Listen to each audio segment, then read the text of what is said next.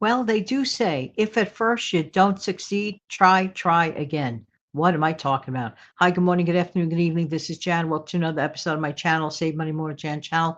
Going to jump right into the point. Try again. What are we trying again? To get this is like take 4. Technical problems, not a Jan problem, a technical problem. I don't like those problems. Let's jump right into it. How do you cope with being laid off? Every single February or around the time of February, perhaps late January, whenever, I decide to create this video as a reminder of an event that happened to me that to this day, I'm still devastated by it.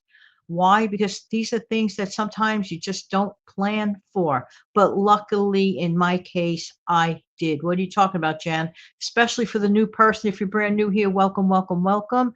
Thank you for coming back. If you've been here for a while, please at this time, don't forget to smash down the like button.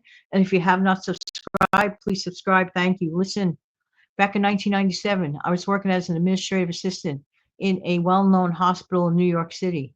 And there were a lot of other people in my department, all wonderful people. It was Valentine's Day that year. Back in 1997, we had just come out of a party for Valentine's Day at lunchtime. It happened to be Friday afternoon, and it happened to be a payday afternoon. Unbelievable. Matter of fact, I'm the person that planned that party, and it was a success. So pretty much the whole office was in a good mood. So we went back to our desk, went back to our work, and guess what? One at a time, we all received a phone call, one at a time, to go downstairs and to meet with human resources people. Like, what? Like, and then people were coming back like the sullen, shocked look on their face, not saying one word. Not saying a word. Okay.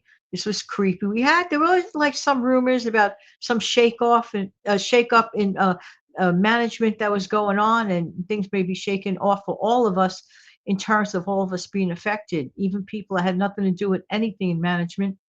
And because they had some issues with management, they let go all of us one at a time that afternoon. Although they told us final day is 2 weeks from now, but people were taking sick days in between and so on and so forth. The level of shock, anxiety, it's amazing how all of us got home that day. We got together afterwards to just like vent our feelings of, wow, how could this have happened? How do we tell our families? How are we going to deal with this? I mean, lots of times people had small children, it was crazy. Like my daughter was an adolescent at that time. And it's like, like when you have families and things of that nature, not easy. Devastating news of getting laid off, not easy, especially when it's not even your own fault. Like, whoa, this was like a lot of stuff to process. Then comes the financial thing. Oh, after the sorrow and shock start wearing down and wearing off, you begin to process the reality of what just happened, the devastation, and it is devastating. And you really have an opportunity to get ready now. One of the keys is that I really, really I cannot put it any more emphatically. Get ready for the unexpected at any time, at any place. No one woke up that morning thinking, oh, definitely. All we knew, we were going to a party that day for Valentine's Day and having a lighthearted payday, regular Friday afternoon. Looking forward to a little bit of a lighthearted day. Oh, the day was anything but lighthearted. It was a heavy-hearted day. A heavy-hearted day for about what, 16 or 20 people? Trying to recall a bunch of us. Not a very wonderful day, to say the least.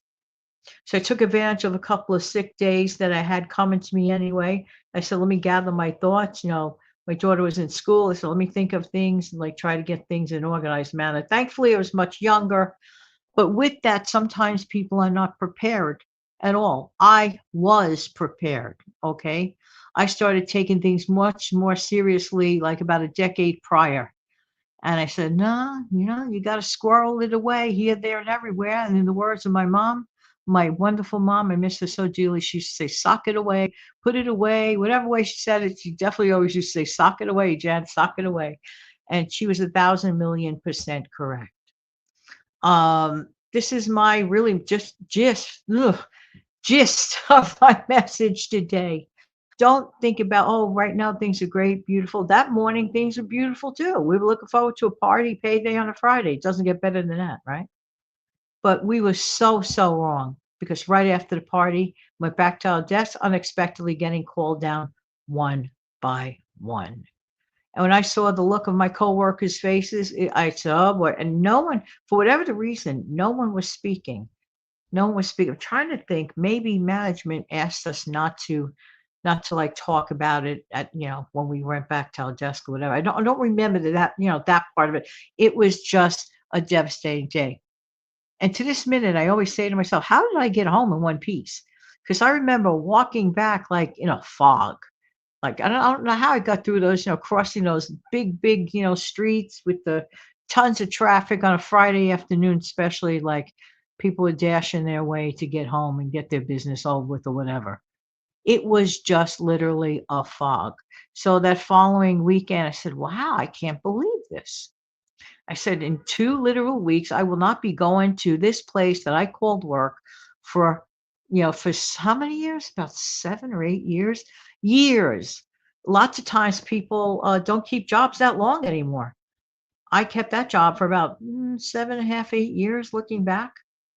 So, I mean, it's just like that, not just the financial devastation, there's that psychological devastation, having to disengage with the people that you worked with. They become like family to you. You know what I'm saying? Anybody that's worked with other people in a, small office setting in that environment for any great length of time become like family, especially if you're there for a number of years. So it was just devastating. The only thing that got me through it was that I was ready. What do you mean by ready, Jen? You have to have an emergency fund.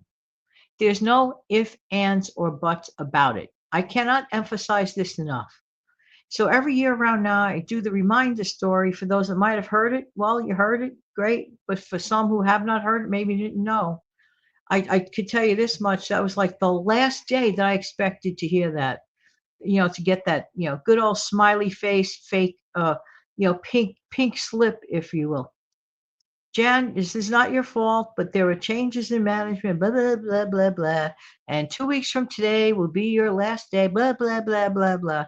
And this is the severance package. Thankfully for that. Thankfully for a lot of people don't realize the time from the last day of your job till you start collecting your first unemployment. What happens in between if you're not ready? Yeah, yeah, yeah. That could be a very scary place to be.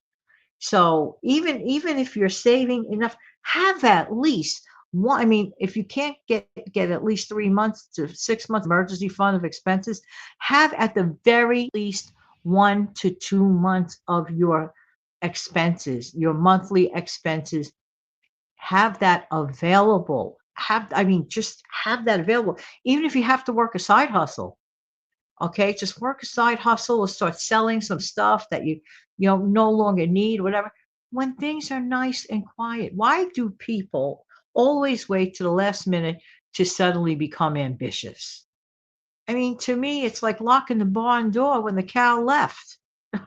I'm just saying. So I say to myself, thankfully, with a capital T, that I was ready, because a lot of people, especially between that last check to you waiting for your unemployment check, that's an uncomfortable time and nobody wants to get into debt. Okay. Because in a lot of times, this is where a lot of people fall into the cracks of devastating credit card debt. They start living off their credit cards. So the bottom line is, while we don't want to believe these things can happen even to us, even if we're great workers, some things are just beyond our realm of control. Even if you're the greatest worker in the world, I promise you, a lot of the people that had to, go on this layoff, if not all of them, were excellent workers. There on time, did what they had to do, affable, nice people to be with, did their job and did it well. So I'm just saying, just be prepared. That's about the best way I could put it. I can't put it any better than that. And this has been what, take 3 or 4? I really hope it comes through. In the meantime, thank you so much for being here. I really appreciate everyone's time. Don't forget to click like, share, and subscribe to the channel. If this broadcast does not cut off, just shut it off, because it takes me a long time. Not my fault. Thanks, software. Thank you very much.